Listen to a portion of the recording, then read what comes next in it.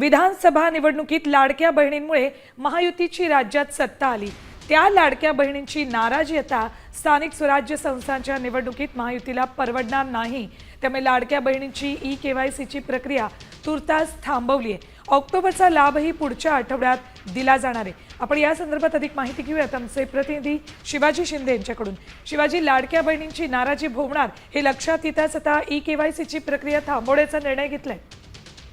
सुवर्ण, नक्कीच स्थानिक स्वराज्य संस्थांच्या निवडणुका ह्या पुढच्या महिन्यात 1-2 महिन्यात येऊ घातलेल्या आहेत आणि या सगळ्या प्रक्रियेमध्ये कुठेही लाडक्या बहिणींची नाराजी ओढावून घ्यायची नाही अशीच भूमिका सरकारची दिसते।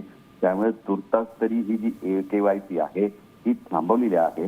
आपल्याला माहिती आहे गेल्या 3-4 महिन्यापासून लाडक्या बहिणींचा लाभ अनेक बोगस लोकांनी घेतलेला आहे।